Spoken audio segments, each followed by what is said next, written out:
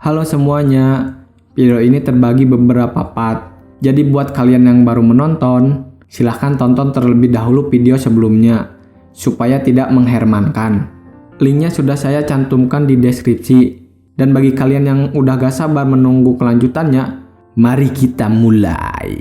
Sebelum kejadian itu, Dom Binjo menolong Cheon Seong-gi yang sedang mabuk berat. Ia pun memindahkan Cheon Seong-gi ke tempat tidur yang ada di kapal tersebut. Setelah menolong Cheon Seong-gi, Dom Binjo tidak sengaja mendengar percakapan seseorang, yaitu lelaki yang sedang dekat dengan Han Yora. Namun tak lama, Dom Binjo langsung pergi karena mereka menyadari keberadaannya. Sedangkan Cheon Seong-gi menganggap ketika Dom Binjo menolongnya itu hanyalah mimpi. Sampai saat ini, Cheon Seong-gi masih berada di apartemen Dom Binjo karena para reporter belum juga pergi. Cheon Seong-gi juga bercerita kepada Dom Binjo alasan pindah ke apartemen yang sedang ia tempati sekarang, yaitu agar ia dapat melihat foto dirinya yang terpasang di billboard setiap saat. Butuh 12 tahun untuk Cheon Seong-gi bisa tinggal di apartemen itu.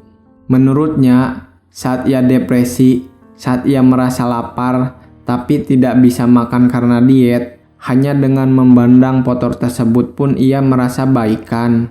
Bahkan saat ia disakiti oleh orang lain, hanya melihat foto itu membuatnya langsung tenang. Dom Binjo memberitahu kepada Cheon Seong-gi, jika ia tidak ingin disakiti oleh orang lain, jangan pernah mengharapkan sesuatu kepada siapapun, maka kita tidak akan kecewa atau tersakiti. Keesokan harinya, tiba-tiba saja teman Dom Binjo datang ke apartemen. Temannya pun kaget karena melihat ada Cheon Seong-gi di situ. Dom Binjo pun berpura-pura memanggil ayah pada temannya itu. Entah tujuannya apa, tapi itu membuat Cheon Seong-gi percaya jika itu adalah ayahnya Dom Binjo. Cheon Seong-gi memberitahu jika ia ada di sini karena Dom Binjo menolong dirinya yang sedang kesusahan. Dan Dom Binjo juga meminta agar ia tinggal di apartemennya.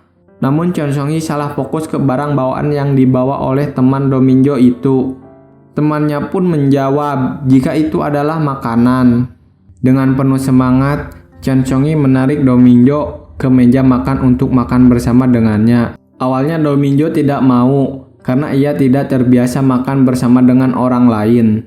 Cheon Seong-gi terus memaksa Dom Binjo karena menurutnya Dom Binjo tidak menghargai ayahnya yang datang ke rumah. Akhirnya Dom Binjo pun mau dan mereka makan bersama. Di sisi lain, polisi dan jaksa terus menyelidiki kasus meninggalnya Han Yora. Polisi mengatakan jika ia mendapatkan surat bunuh diri dari kamarnya Han Yora. Polisi juga memberikan hasil otopsi ke jaksa yang hasilnya yaitu ditemukan obat penenang, pereda sakit dan antidepresi di tubuh Han Yora. Namun jaksa tetap tidak mempercaya itu semua. Jaksa meminta agar tulisannya dianalisa lagi. Sedangkan polisi tetap mempercayai jika itu adalah tulis tangan Han Yora. Bahkan adiknya pun mengatakan jika itu tulisan kakaknya dan terlihat sangat cocok. Lagi-lagi jaksa mengatakan karena cocok sekali maka itu terlihat aneh karena kemarin surat itu tidak ada. Polisi berkata, apakah itu kasus pembunuhan?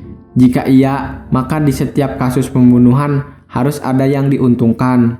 Sedangkan dalam kasus Han Yora, tidak ada yang diuntungkan. Polisi pun mendatangi salon yang pernah didatangi oleh Cheon Seong-gi dan Han Yora, yang mana mereka bertengkar di sana. Polisi pun bertanya kepada pekerja yang ada di salon itu perihal kejadian saat Cheon Seong-gi dan Han Yora bertengkar. Polisi pun meminta agar CCTV dibuka. Saat melihat rekaman CCTV, ternyata yang memulai perkelahian tersebut adalah Han Yora, bukanlah Cheon Seong-gi. Namun berita yang beredar di luar sana adalah Cheon Seong-gi yang selalu memulai pertengkaran itu. Di CCTV itu juga, lagi-lagi polisi menemukan pria misterius yang ada di pesta yaitu Dom Binjo. Sementara itu, ketika Dom Binjo pulang dari supermarket, ia melihat foto Cheon Seong-gi yang ada di billboard depan apartemennya diturunkan. Namun Cheon Seong-gi belum mengetahuinya. Tiba-tiba saja timnya menelpon Cheon Seong-gi. Timnya memberitahu jika wartawan sudah mulai menggila. dan mengatakan jika karir Cheon Song-yi benar-benar akan redup. Tidak banyak bicara, Cheon Song-yi ia akan pergi keluar apartemen. Cheon Song-yi juga akan mengatakan kepada wartawan jika semua ini bukanlah kesalahannya. Cheon Song-yi juga berpikir, untuk apa terus-terusan bersembunyi di sini? Cheon Song-yi sangatlah emosional, sampai ia tidak menyadari jika ia menginjak pecahan kaca. Do Min-jo pun dengan cepat menggendong Cheon Song-yi ke kursi.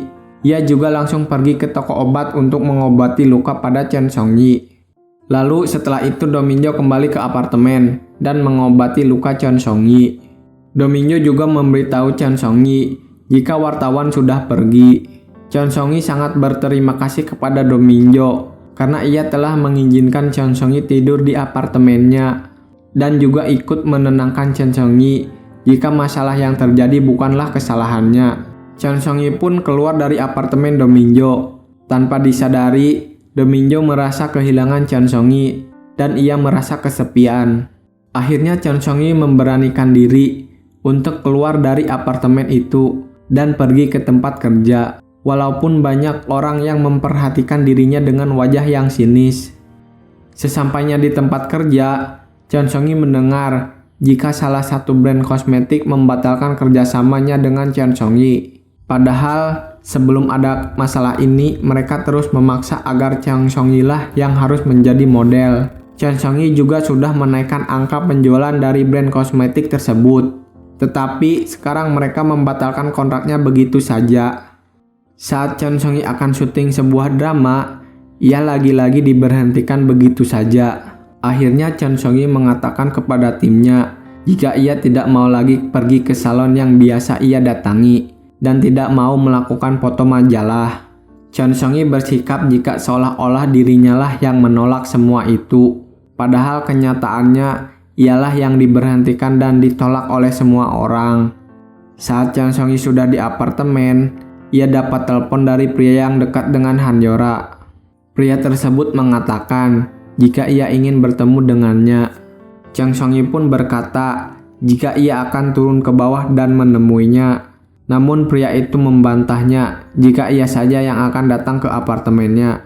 Saat pria itu akan pergi ke apartemen Cheon Song-yi, secara bersamaan Do Min-jo pun akan pergi ke apartemennya. Do Min-jo sedikit mencurigai pria yang ada di hadapannya. Namun tiba-tiba saja polisi datang dan meminta Do Min-jo untuk menjadi saksi dari kasus kematian Han Yora. Do Min-jo pun memutuskan untuk mengikuti arahan polisi, walaupun sebenarnya ia penasaran dengan pria yang ditemuinya tadi. Saat di perjalanan pun Do Min-jo terus memikirkan pria yang tadi. Ia berusaha untuk mengingat-ingat siapakah pria tersebut, dan akhirnya Do Min-jo mengingatnya. Saat itu juga Do Min-jo yang sedang dalam mobil bersama polisi langsung memutuskan untuk keluar dan pergi menemui Cheon Song-yi. Do Min-jo pun berlari sekencang-kencangnya dan diikuti oleh polisi yang tadi bersamanya. Saat polisi ikut mengejar Do Min-jo, tiba-tiba Do Min-jo menghilang begitu saja. Karena sebenarnya Do Min-jo mempunyai kekuatan yang bisa membuatnya berpindah tempat dengan cepat. Do Min-jo ingin segera sampai di apartemen. Ia takut terjadi hal yang tidak diinginkan pada Cheon Song-yi. Karena Do Min-jo mempunyai firasat yang tidak enak soal pria yang ia temui tadi. Pria tersebut adalah Jae Kyung yang dekat dengan Han Yora. Dia sudah ada di apartemen Cheon Song-yi. Dari gerak-geriknya pun terlihat mencurigakan. Saat Cheon Song-yi sedang membuat kopi untuknya, Jae Kyung malah memasuki tempat penyimpanan tas milik Cheon Song-yi. Rupanya ia sedang mencari tas Han Yora yang diduga hilang. Namun tidak lama Cheon Song-yi mengetahui keberadaan Jae Kyung dan bertanya apa yang sedang ia lakukan di sana. Jae Kyung hanya menjawab bahwa dirinya hanya ingin melihat kamar seorang artis. Mereka pun duduk kembali sambil meminum kopi. Cheon Song-yi mengatakan kepada Jae Kyung bahwa sebenarnya ia mengetahui soal dirinya dengan Han Yora karena Cheon Song-yi mendengar semua percakapannya waktu itu dengan Han Yora di toilet. Mendengar Cheon Song-yi mengetahui semuanya, Jae Kyung pun kaget dan merasa kesal, namun tidak ditunjukkan di depan Cheon Song-yi. Tiba-tiba bel pun berbunyi Ternyata temannya Chan Song-yi yang datang. Jae Kyung pun langsung pamit untuk pulang. Tak lama dari situ, Do Min-jo pun datang ke apartemen Chan Song-yi dan langsung bertanya apakah dia baik-baik saja. Chan Song-yi menjawab bahwa tadi ada Jae Kyung. Do Min-jo pun memperingatih Chan Song-yi agar tidak membuka pintu untuk semua orang yang tak dikenal dan harus berhati-hati. Keesokan harinya, saat Chan Song-yi berkunjung ke tempat Hanyora, ia mendapat perlakuan yang tidak enak dari fansnya. Saat Chan Song-yi masih berada di dalam mobil, ia dilempari telur. Bahkan keluarga Hanyora pun tidak ingin bertemu dengan Chan Song-yi. Padahal niat Chan Song-yi baik, dia hanya ingin mengembalikan tas Hanyora yang waktu itu tertinggal di toilet. Karena Chan Song-yi tidak bisa masuk, ia akhirnya pergi ke kantor tempat ia bekerja. Di sana terlihat ada ibunya Chan Song-yi yang sedang terlibat adu mulut dengan tim manajemen Chan Song-yi. Manajemennya akan mengakhiri kontrak kerja dengan Chan Song-yi. Ini akibat dari permasalahan yang sedang terjadi. Ibunya pun tak terima. Namun Chan Song-yi menerima keputusan itu dan bahkan akan membayar denda pengesahan kontrak. Saat Chan Song-yi akan pergi, terlihat ada sahabatnya datang. Ternyata dia yang akan menggantikan Chan Song-yi sebagai pemeran utama di sebuah drama. Chan Song-yi pun kembali ke apartemennya untuk istirahat. Akan tetapi, di depan pintunya terlihat ada yang memberikannya kado. Chan Song-yi terlihat senang, namun sangat mengejutkan. Saat kado itu dibuka, ternyata isinya adalah foto Hanyora yang penuh dengan darah. Entah siapa yang melakukan itu, Chan Song-yi langsung berteriak dan ketakutan. Ia memanggil Do Min-jo, namun Do Min-jo sedang tidak ada di apartemen. Ia sedang berkemah bersama temannya. Chan Song-yi kesal karena Do Min-jo tak ada saat Chan Song-yi membutuhkannya. Dan juga Do Min-jo tak bisa dihubungi karena ia tak memiliki ponsel. Sepulangnya dari kemah, Do Min-jo melihat ada catatan kecil di depan pintu apartemennya. Itu adalah dari Chan Song-yi. Ia menyuruh Do Min-jo untuk membeli ponsel agar Chan Song-yi bisa menghubunginya jika sedang dalam keadaan mendesak. Keesokan harinya, Do Min-jo pun ikut menulis di kertas kecil dan disimpan di depan pintu Chan Song-yi. Do Min-jo menulis agar Chan Song-yi pergi ke sekolah untuk mengikuti ujian, karena jika tidak, Do Min-jo akan memberikannya nilai F. Chan Song-yi pun menuruti apa yang dikatakan oleh Do Min-jo. Ia pergi ke sekolah sendirian dengan menggunakan mobil pribadinya. Sesampainya di sekolah, Chan Song-yi tidak bisa keluar dari mobil karena banyak reporter yang menghalanginya. Do Min-jo yang tahu kejadian itu langsung menolong Chan Song-yi. Ia berpura-pura menjadi pengacara Chan Song-yi untuk melindunginya. Akhirnya para reporter itu berhenti merekam Chan Song-yi. Do Min-jo pun menyuruh Chan Song-yi untuk keluar dari mobil dan mengajaknya pergi ke museum sekolah. Tidak lupa Chan Song-yi juga berterima kasih kepada Do Min-jo karena menolongnya lagi. Saat Chan Song-yi sedang melihat-lihat barang-barang yang ada di museum itu, ia tertarik pada satu benda yaitu ikat rambut. Entah kenapa menurutnya ia merasa sedih saat melihat itu. Setelahnya dari museum, Do Min-jo mengantarkan Chan Song-yi untuk bertemu dengan temannya di pasar malam. Saat di perjalanan, Chan Song-yi meminta Do Min-jo untuk menjadi manajer atau bodyguard-nya. Karena menurut Chan Song-yi tak banyak yang bisa ia lakukan sendiri. Chan Song-yi sudah mempunyai manajer sejak berusia 12 tahun. Jadi ia sudah terbiasa melakukan banyak hal dengan bantuan manajernya. Awalnya Do Min-jo menolak tawaran itu, tapi karena merasa kasihan, Do Min-jo pun menyetujuinya. Sesampainya di pasar malam, Do Min-jo pun pulang. Sedangkan Chan Song-yi diajak oleh temannya untuk menaiki wahana yang ada di situ. Chan Song-yi pun menaiki ajakan temannya karena ia teringat pada ayahnya yang selalu mengajaknya menaiki wahana tersebut pada saat ulang tahun Chan Song-yi.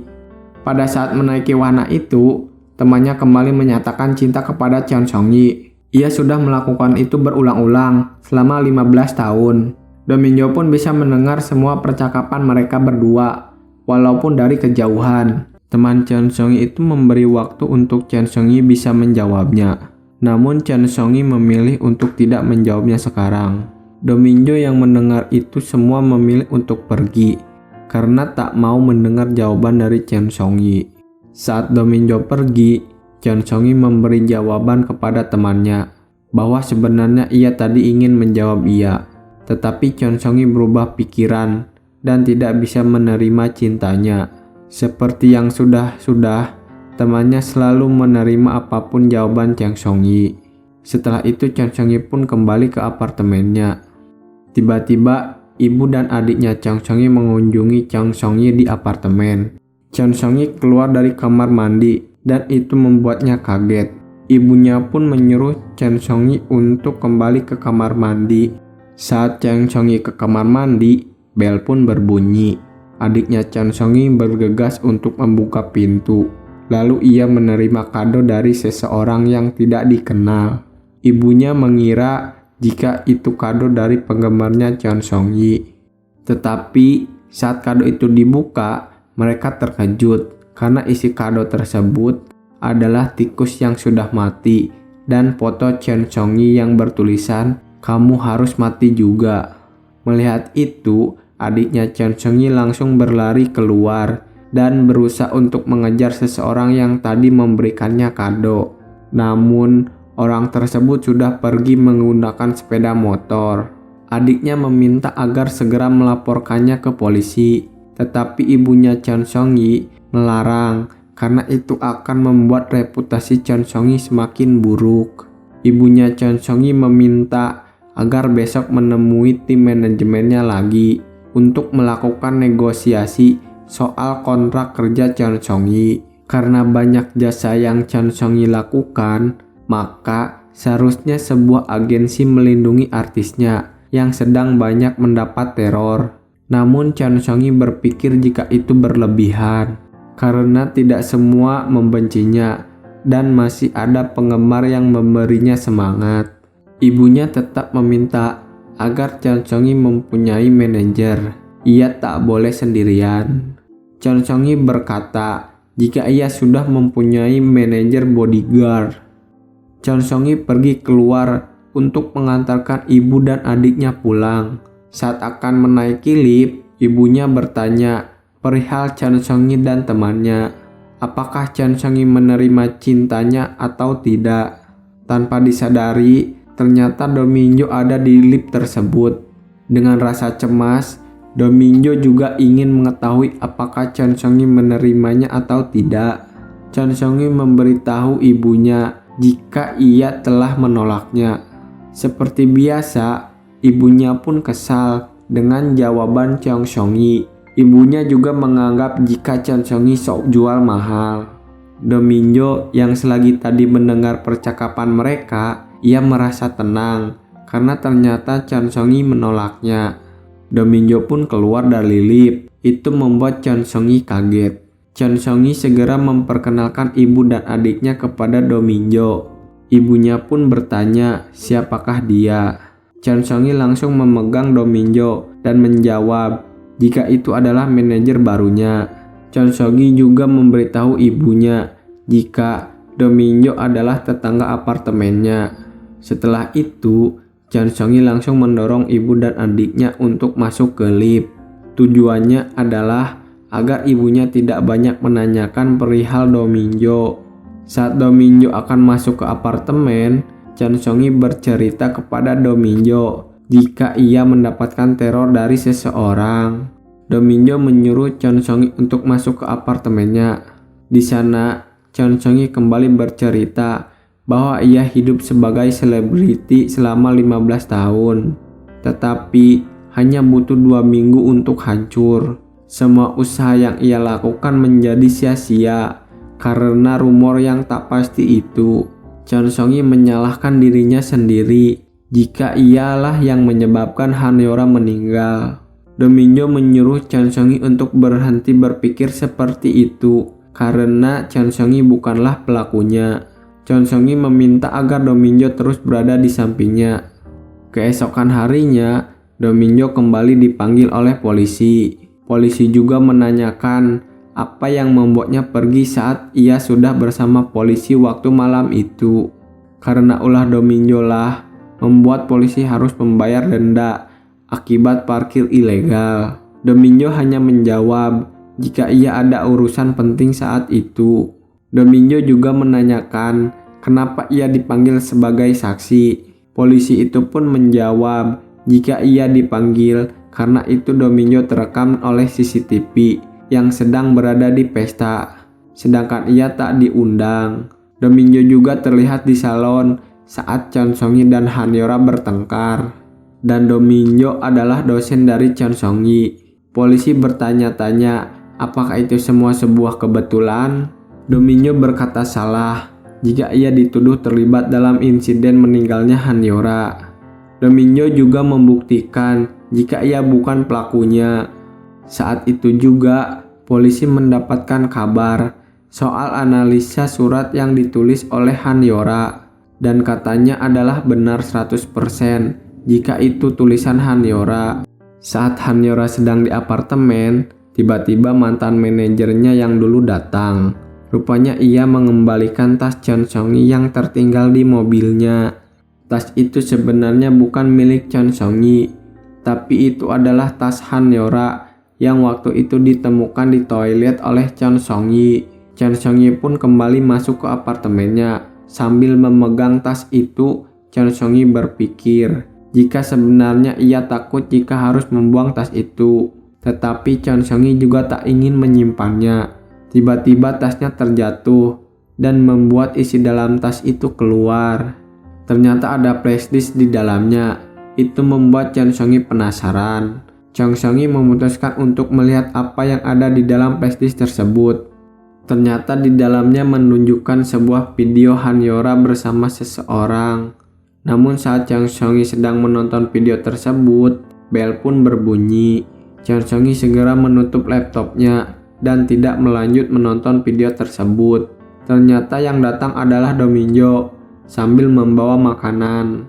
Akhirnya mereka makan bersama. Namun tiba-tiba Domingo salah fokus pada boneka yang ada di kursi. Cheon Song Yi memberitahunya jika itu adalah hadiah dari penggemarnya. Tetapi Domingo merasa ada yang aneh pada boneka tersebut. Dan benar saja setelah dilihat itu bukanlah sembarang boneka.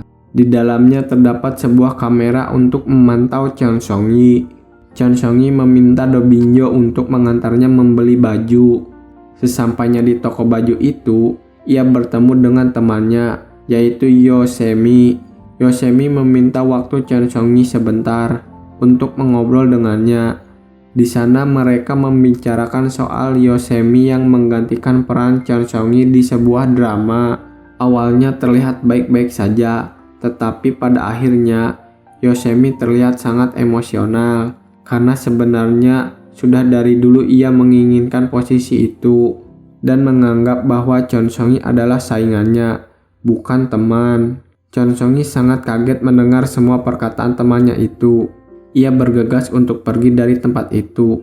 Saat Cheon Song Yi keluar dari toko baju tersebut, tiba-tiba dari atas ada seseorang yang akan mencelakai Cheon Song Yi dengan cara melemparkan mangkok kaca ke arah Cheon Song Yi. Tetapi dengan sigap, Domingo menyelamatkan Cheon Song Yi. Yosemi pun melihat saat Cheon Song Yi ditolong oleh Domingo. Yosemi heran saat melihat Domingo karena ia merasa jika Domingo adalah pria yang sama dengan yang menolong Cheon Song Yi dulu pada saat akan tertabrak mobil. Cheon Song Yi pun kembali dirawat di rumah sakit untuk melakukan pemeriksaan apakah ada yang terluka atau tidak. Saat masih di rumah sakit, Domingo menerima telepon. Ia mendapat kabar jika seseorang yang tadi akan melukai Cheon Song Yi sudah ditangkap. Domingo pun langsung pergi ke kantor polisi untuk menemui pelaku teror tersebut. Pelaku tersebut mengakui semua perbuatannya, mulai dari mengirim foto Hanyora dan tikus mati. Namun pelaku tidak mengakui perihal kado boneka yang di dalamnya ada kamera tersembunyi. Dan memang untuk kado boneka tersebut bukan dia yang melakukannya. Sangat disayangkan, saat Domingo tidak ada di samping Cheon Song Yi, ada seseorang yang berniat jahat pada Cheon Song Yi. Orang tersebut menyuntikkan sesuatu ke tubuh Cheon Song Yi. Cheon Song Yi tidak menyadari jika itu bukanlah dokter. Akhirnya Cheon Song Yi pun pingsan. Ternyata saat Cheon Song Yi pingsan, seseorang meletakkan Cheon Song Yi di dalam mobil yang sedang berjalan. Saat Chang Song-yi terbangun, mobil itu sudah melaju sangat kencang ke arah jurang dan tidak bisa direm. Chang Song-yi berteriak memanggil Do Min-jo dan meminta tolong. Awalnya Do Min-jo tidak mengetahui keberadaan Chang Song-yi, namun dengan segala kekuatannya, Do Min-jo bisa menemukan Chang Song-yi dan langsung memberhentikan mobil tersebut. Setelah Do Min-jo menyelamatkan Chang Song-yi, Do Min-jo langsung pergi begitu saja karena ia tidak mau keberadaannya diketahui oleh Chang Song-yi. Chang Song-yi pun sadar jika tadi ia melihat Do Min-jo.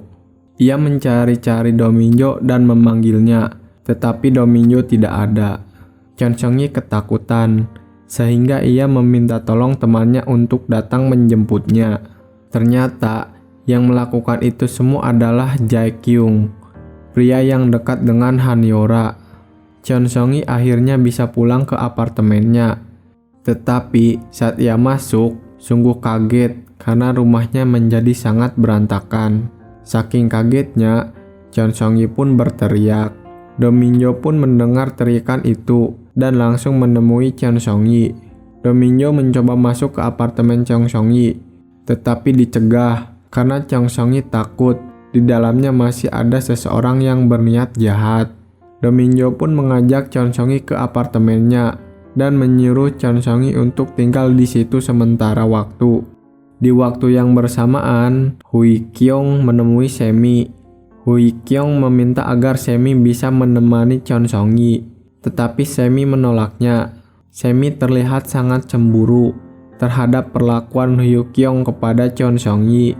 Saat itu, Semi juga bercerita soal pria yang menolong Chang Song-yi 12 tahun silam saat akan tertabrak mobil.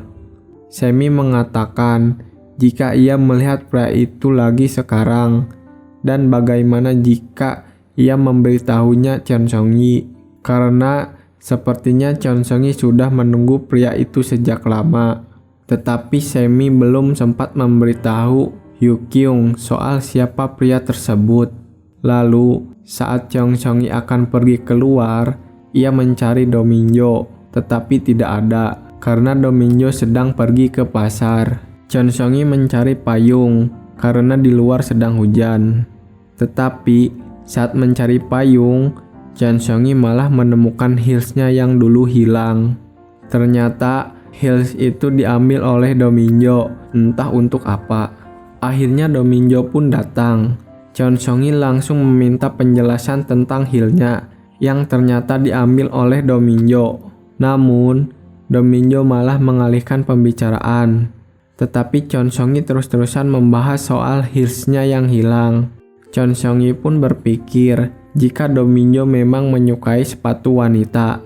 Do Min-jo tidak bisa berkata-kata lagi, tetapi ia terlihat sangat kesal.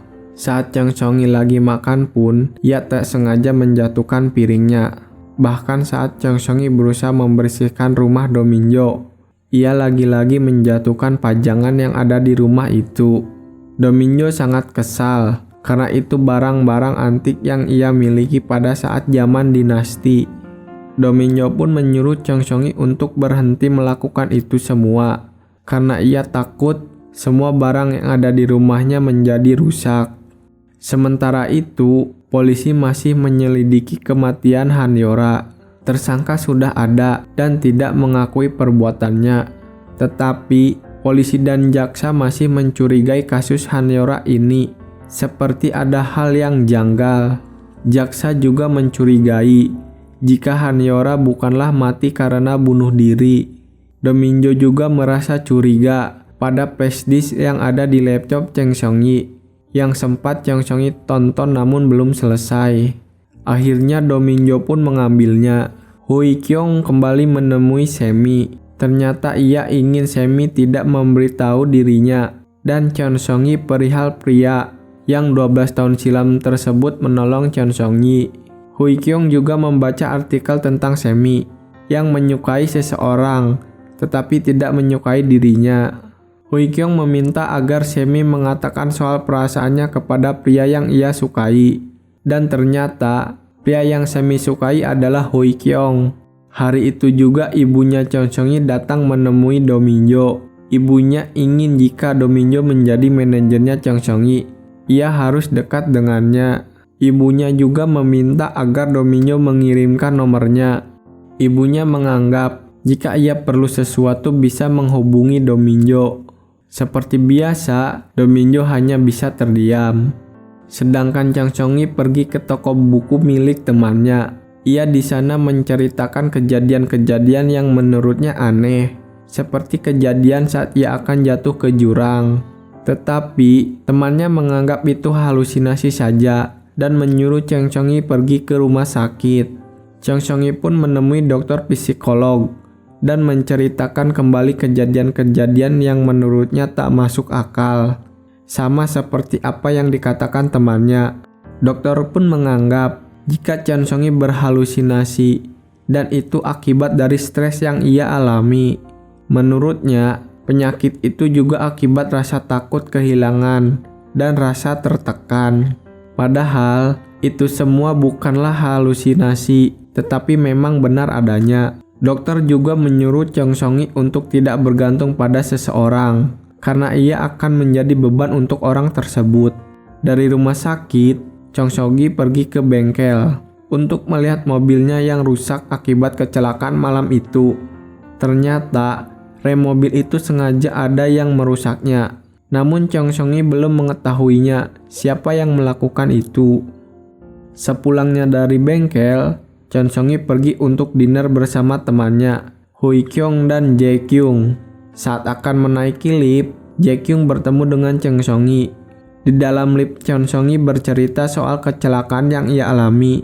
Chang Seong-gi mengatakan jika itu sepertinya adalah ulah orang yang sama yang menyimpan kamera di bonekanya. Tiba-tiba saja Jae Kyung menanyakan siapa pria yang mengambil kamera tersebut di bonekanya. Chang Seong-gi kaget. Bagaimana Jae Kyung mengetahui hal itu, padahal ia belum menceritakannya. Saat makan bersama pun Chang Seong-gi menceritakan lagi soal Hanyora.